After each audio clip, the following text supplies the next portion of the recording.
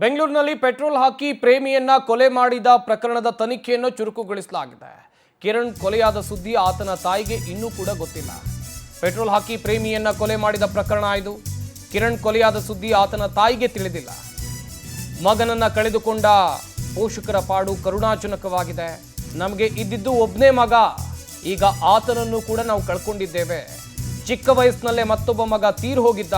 ಮೃತ ಕಿರಣ್ ತಂದೆ ನರಸಿಂಹಯ್ಯ ಅವರು ಈ ಘೋರ ಯಾತನೆಯ ಬಗ್ಗೆ ಮಾತನಾಡಿದ್ದಾರೆ. ಮಗ ಮೃತಪಟ್ಟಿದ್ದು ಗೊತ್ತಾದ್ರೆ ಅಮ್ಮನೂ ಸತ್ತೋಗ್ತಾಳೆ. ಕರಳು ಹಿಂಡುವಂತಿದೆ ಕಿರಣ್ ಸಹೋದರಿಯರ ಆತಂಕ, ಆಕ್ರಂದನ. ಆಸ್ಪತ್ರೆಯಲ್ಲಿ ಇದ್ದಾನೆ, ಪ್ರಜ್ಞೆ ಕಳ್ಕೊಂಡಿದ್ದಾನೆ ಅಂತ ತಿಳಿಸಿದ್ದಾಳೆ. ಮಗನನ್ನ ಕೊಂದ ಹಂತಕಿಗೂ ಕೂಡ ಅದೇ ರೀತಿಯಾಗಿ ಶಿಕ್ಷೆ ಆಗಬೇಕು ಅಂತೇಳಿ ಕಿರಣ್ ಕುಟುಂಬಸ್ಥರು ಅಳಲು ತೋಡಿಕೊಂಡಿದ್ದಾರೆ. ಇನ್ನೊಂದು ಕಡೆಯಲ್ಲಿ ಪೊಲೀಸರನ್ನ ಒತ್ತಾಯಿಸುವಂತ ಕೆಲಸವನ್ನು ಕೂಡ ಇಲ್ಲಿ ಮಾಡಿದ್ದಾರೆ. ದೊಡ್ಡ ಮಟ್ಟದಲ್ಲಿ ಆಕ್ರೋಶ ಕಿರಣ್ ಕುಟುಂಬಸ್ಥರಿಂದ ವ್ಯಕ್ತವಾಗ್ತಾ ಇದೆ. ಸರ್ಪ್ರೈಸ್ ಗಿಫ್ಟ್ ಅನ್ನ ಕೊಡಿಸ್ತೀನಿ ಅಂತ ಹೇಳಿ ಮನೆಗೆ ಕರೆಸಿಕೊಂಡ ಪ್ರೇಯಸಿ ಮಾಡಿದ್ದು ಪ್ರಿಯತಮನ ಕೊಲೆ, ಅದು ಕೂಡ ಬೆಂಕಿ ಹಚ್ಚಿ ಕೊಲೆ ಮಾಡಿತ್ತು. ಕಿರಣ್ನ ಕುಟುಂಬಸ್ಥರು ಕೂಡ ಈ ಬಗ್ಗೆ ಮಾತನಾಡಿದ್ದಾರೆ. ಮಗ ಪ್ರಾಣ ಬಿಟ್ಟಿರುವ ವಿಚಾರ ಆತನ ತಾಯಿ ಗೊತ್ತಿಲ್ಲ. ನಮಗೆ ಇದ್ದಿದ್ದು ಒಬ್ಬನೇ ಮಗ, ಇನ್ನೊಬ್ಬ ಮಗ ಚಿಕ್ಕ ವಯಸ್ಸಿನಲ್ಲೇ ಆತ ಪ್ರಾಣ ಕಳ್ಕೊಂಡಿದ್ದ. ಚಿಕ್ಕ ವಯಸ್ಸಿನಲ್ಲೇ ಮತ್ತೊಬ್ಬ ಮಗ ತೀರು ಹೋಗಿದ್ದ. ಮೃತ ಕಿರಣ್ ತಂದೆ ನರಸಿಂಹಯ್ಯ ಅವರು ಈ ರೀತಿಯಾಗಿ ತಮ್ಮ ಅಳಲನ್ನು ತೋಡ್ಕೊಂಡಿದ್ದಾರೆ. ಮಗ ಮೃತಪಟ್ಟಿದ್ದು ಗೊತ್ತಾದರೆ ಅಮ್ಮನೂ ಕೂಡ ಸತ್ತೋಗ್ತಾಳೆ. ಒಂದು ಕಡೆಯಲ್ಲಿ ಕಿರಣ್ನ ಕುಟುಂಬಸ್ಥರ ಬಗ್ಗೆ ಯೋಚನೆ ಮಾಡ್ತಾ ಹೋಗೋದಾದರೆ ಆತನ ಕುಟುಂಬಸ್ಥರ ಆಕ್ರಂದನ ಮುಗಿಲು ಮುಟ್ಟಿದೆ. ಪ್ರೇಮ ಮಾಡಿದಂಥ ಕೃತ್ಯದ ವಿರುದ್ಧ ದೊಡ್ಡ ಮಟ್ಟದಲ್ಲಿ ಆಕ್ರೋಶ ವ್ಯಕ್ತವಾಗ್ತಾ ಇದೆ. ಆಕೆಗೂ ಕೂಡ ಇಂಥದ್ದೇ ಶಿಕ್ಷೆ ಆಗಬೇಕು ಅಂತೇಳಿ ಒತ್ತಾಯ ಮಾಡ್ತಾ ಇದ್ದಾರೆ. ಆಕ್ರೋಶವನ್ನು ವ್ಯಕ್ತಪಡಿಸುವಂಥ ಕೆಲಸವನ್ನ ಕಿರಣ್ನ ಕುಟುಂಬಸ್ಥರು ಮಾಡ್ತಾ ಇದ್ದಾರೆ. ನಮ್ಮ ಮಗನನ್ನ ಕೊಂದ ಹಂತಕಿಗೂ ಕೂಡ ಇದೇ ರೀತಿಯಾಗಿ ಶಿಕ್ಷೆ ಆಗಬೇಕು. ಕೊಲೆಯಾಗಿರುವಂಥ ಕಿರಣ್ ಹಾಗೆಯೇ ಕೊಲೆ ಮಾಡಿದ ಪ್ರೇಮ ಇಬ್ಬರ ಫೋಟೋವನ್ನು ಕೂಡ ನೀವಿಲ್ಲಿ ನೋಡ್ತಾ ಇದ್ದೀರಾ. ಇನ್ನೊಂದು ಕಡೆಯಲ್ಲಿ ಪ್ರೇಮ ಈತನನ್ನ ಮನೆ ಕರೆಸ್ಕೊಂಡು, ಕಿರಣ್ಣನ್ನ ಮನೆ ಕರೆಸ್ಕೊಂಡು ಸರ್ಪ್ರೈಸ್ ಕೊಡೋದಾಗಿ ಹೇಳಿ ಈ ರೀತಿಯಾಗಿ ಕೊಲೆ ಮಾಡಿದ್ದಳು.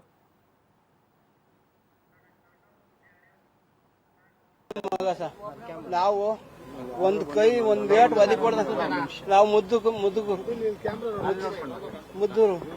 ಒಂದ್ ಏಟ್ ಬಡದಂಗ್ ಸಾಕೊಂಡು ಇವತ್ತ ಬೆಂಗಳೂರಿಗೆ ಕಳಿಸಿ ಅವನು ಇಲ್ಲಿ ಹೋಗ್ತದ ಕಂಪ್ನಿಗೆ, ಈ ಅಮ್ಮನು ಹೋಗ್ತದಂತ ಎಲ್ಲೋ ಏನೋ ಮಾಡ್ಕೊಂಬಿಟ್ಟು ಮನೆ ಕರ್ಕೊಂಡೋಗಿ ಓಡಾಕಿ ಆಳಂದಗಲ ಬೆಂಕಿ ಇಟ್ಟು ಕೊರಕ್ ಮಾಡ್ಯಾರಲ್ಲ ಇದು ಧರ್ಮ.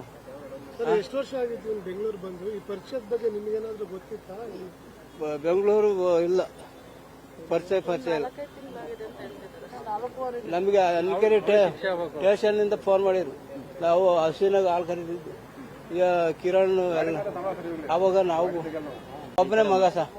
ನಾವು ಒಂದ್ ಕೈ ಒಂದ್ ಏಟ್ ಒದಿ ಕೊಡ್ದ 4 ತಿಂಗಳಾಗಿದೆ ಅಂತೆ. 4 ತಿಂಗಳಿಗೋಸ್ಕರ ಅವಳಿಗೆ ಮಾಡಿದಾಳೆ. ಅವ್ರ ಅಪ್ಪ ಅಮ್ಮನ ಯಾರು ನೋಡ್ತಾರೆ? ಇವಾಗ ಅವ್ರ ಅಮ್ಮಂಗೆ ವಿಷಯ ಗೊತ್ತಿಲ್ಲ. ಗೊತ್ತಾದ್ರೆ ಅವ್ರಮ್ಮ ಹಾಸ್ಪಿಟಲ್ ಸತ್ತೋಗ್ತಾರೆ.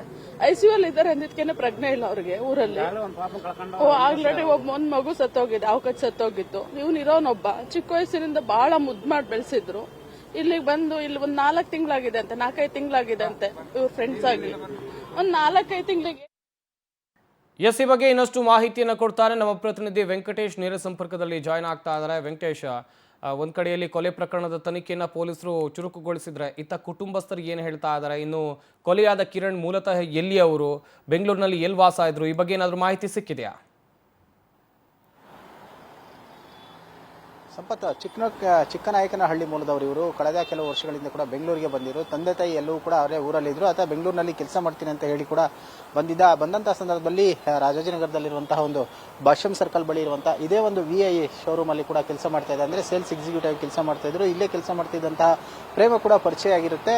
ಈ ಸಂದರ್ಭದಲ್ಲಿ ಇಬ್ಬರ ನಡುವೆ ಕೂಡ ಇಬ್ರು ಪ್ರೀತಿ ಮಾಡ್ತಾ ಇರ್ತಾರೆ, ಮದುವೆ ಆಗಬೇಕು ಅನ್ನೋ ವಿಚಾರಗಳು ಕೂಡ ಹಂಚ್ಕೊಂಡಿರ್ತಾರೆ. ಆದ್ರೆ ಇಬ್ಬರ ನಡುವೆ ಕೆಲವೊಂದಷ್ಟು ಮನಸ್ತಾಪಗಳು ಕೂಡ ಉಂಟಾಗಿ ಆಕೆಯನ್ನು ಅವಾಯ್ಡ್ ಮಾಡ್ತಾ ಇದ್ದ ಅಂತ ಹೇಳಿ ಕೂಡ ಗೊತ್ತಾಗುತ್ತೆ. ಹಾಗಾದ ಬಳಿಕ ಕೂಡ ಆತ ಎಂತ ಹೇಳಿದ್ರೆ ಇತ್ತೀಚೆಗೆ ತನ್ನ ಈಕೆ ನಂಬರ್ ಅನ್ನು ಕೂಡ ಬ್ಲಾಕ್ ಮಾಡಿ ಬೇರೆ ಒಂದು ಯುವತಿಯ ಜೊತೆ ನಂಬರ್ ಅನ್ನು ಕೂಡ ಕಾಂಟ್ಯಾಕ್ಟ್ ಮಾಡ್ಕೊಂಡಿದ್ದ ಅಂತ ಹೇಳಿ ಗೊತ್ತಾಗುತ್ತೆ. ಆಗ ಆಕೆಗೆ ಏನಾದ್ರೂ ಹೇಳಿ ಬುದ್ಧಿಯನ್ನ ಕಲಿಸಬೇಕು ಅಂತ ಹೇಳಿ ಆಕೆ ಡಿಸೈಡ್ ಮಾಡಿ ಇವನನ್ನ ಮಾತಾಡಿಸುವಂತ ಒಂದು ಪ್ರಯತ್ನವನ್ನು ಮಾಡ್ತಾಳೆ. ಆದ್ರೆ ಆತ ಕೂಡ ಮಾಡಲ್ಲ. ಇತ್ತೀಚೆಗೆ ಕೆಲವೊಂದು ಬರ್ಡ್ ಸೆಲೆಬ್ರೇಷನ್ ಮಾಡಿ ಕೆಲವು ಫೋಟೋಗಳನ್ನು ಕೂಡ ಹಾಕೊಂಡಿದ್ದ. ಹಾಗಾಗಿ ಆಕೆಗೂ ಕೂಡ ಸಹಜವಾಗಿಯೂ ಕೂಡ ಕೋಪ ಬಂದಿತ್ತು.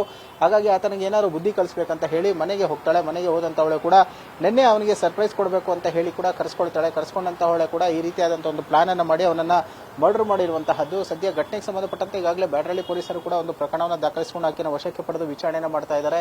ಇನ್ನು ಕಿರಣ್ ಕೂಡ ಅವರ ಪೋಷಕರಿಗೆ ಎರಡನೇ ಮಗ ಆಗಿರ್ತಾನೆ. ಅಂದ್ರೆ ಈಗಾಗಲೇ ಒಂದು ಮಗ ಕೂಡ ಮೃತಪಟ್ಟಿರುವಂತದ್ದು ಗೊತ್ತಾಗುತ್ತೆ ಚಿಕ್ಕ ವಯಸ್ಸಿನಲ್ಲಿ. ಆಕೆ ತಾಯಿ ಕೂಡ ಹಾರ್ಟ್ ಪೇಷಂಟ್ ಆಗಿದ್ದು ಮಗ ಮೃತಪಟ್ಟಿರುವಂತ ವಿಚಾರ ಇನ್ನೊಂದು ಆಕೆಗೆ ಕೂಡ ಗೊತ್ತಿರೋದು, ಇನ್ನೊಂದು ಆಕೆಗೂ ತಾಯಿಗೂ ಕೂಡ ಗೊತ್ತಿರೋದಿಲ್ಲ. ಸೊ ಹಾಗಾಗಿ ಕೂಡ ಸಹಜವಾಗಿ ಕೂಡ ಆಕೆಗೂ ಕೂಡ ಆಘಾತವಾಗಿರುತ್ತೆ. ಅಂದ್ರೆ ಈಗ ಮಗ ಮೃತಪಟ್ಟಿರುವಂತ ವಿಚಾರ ಇದುವರೆಗೂ ಕೂಡ ಆಕೆಗೆ ತಿಳಿಸಿರೋದಿಲ್ಲ. ತಂದೆ ಕೂಡ ಹೇಳ್ತಿರುವಂತದ್ದು ಅಂದ್ರೆ ಈ ಘಟನೆ ಆಗಿರುವಂತಹದಕ್ಕೆ ಸಂಬಂಧಪಟ್ಟಂತೆ ಏನ್ ಕೊಲೆ ಮಾಡಿದ್ದಾಳೆ ಆರೋಪಿ, ಅವಳಿಗೆ ಸರಿಯಾದ ಶಿಕ್ಷೆ ಆಗಬೇಕು. ಕಾನೂನು ಪ್ರಕಾರ ಅವರಿಗೆ ಒಂದು ಏನ್ ನನ್ನ ಮಗ ಈ ರೀತಿಯಾದಂತಹ ಒಂದು ನರಳಿ ಜೀವವನ್ನು ಬಿಟ್ಟಿದ್ದಾನೆ, ಅದೇ ರೀತಿಯಾಗಿ ಆಕೆಗೂ ಕೂಡ ಒಂದು ಈ ರೀತಿ ಆಗಬೇಕು. ಸರ್ಕಾರ ಗಮನ ಹರಿಸಬೇಕು. ಈ ರೀತಿಯಾದಂತಹ ಪ್ರಕರಣಗಳು ಮುಂದೆ ಆಗದೇ ರೀತಿಯಲ್ಲಿ ಎಚ್ಚರಿಕೆಯನ್ನು ವಹಿಸಬೇಕು. ಜೊತೆಗೆ ಈ ಪ್ರಕರಣದಲ್ಲಿ ಆಕೆ ಮಾಡಿದಾಳ, ಆಕೆ ಹಿಂದೆ ಯಾರಾದ್ರೂ ಇದ್ದಾರಾ ಅನ್ನೋಂಥದ್ದು ಕೂಡ ಗೊತ್ತಾಗಬೇಕು. ಮದುವೆ ವಿಚಾರ ಇದುವರೆಗೂ ಕೂಡ ಯಾವುದನ್ನು ನಮ್ಮ ಬಳಿ ಪ್ರಸ್ತಾಪವನ್ನ ಮಾಡಿರಲಿಲ್ಲ. ಒಂದ್ ವೇಳೆ ಏನಾದರೂ ಆ ರೀತಿಯಾಗಿ ಪ್ರಸ್ತಾಪ ಮಾಡಿದ್ದೇ ಆಗಿದ್ರೆ ನಾವು ಕೂಡ ಮದುವೆಗೆ ಒಪ್ಕೊಳ್ತಾ ಇದ್ವಿ. ಅದು ಯಾವುದೂ ವಿಚಾರಗಳು ಕೂಡ ಇರಲಿಲ್ಲ. ಈ ರೀತಿಯಾಗಿ ಮಾಡುವಂಥದ್ದು ಎಷ್ಟರ ಮಟ್ಟಿಗೆ ಸರಿ, ಒಂದು ಹೆಣ್ಣಾಗಿ ಈ ರೀತಿ ಮಾಡಿದ್ದು ಸರಿನಾ ಅನ್ನುವಂಥ ಪ್ರಶ್ನೆಯನ್ನ ಮಾಡ್ತಾ ಇರುವಂಥದ್ದು ಸಂಪತ್. ಥ್ಯಾಂಕ್ ಯು ವೆಂಕಟೇಶ್ ತಮ್ಮ ಡೀಟೇಲ್ಸ್ಗಾಗಿ.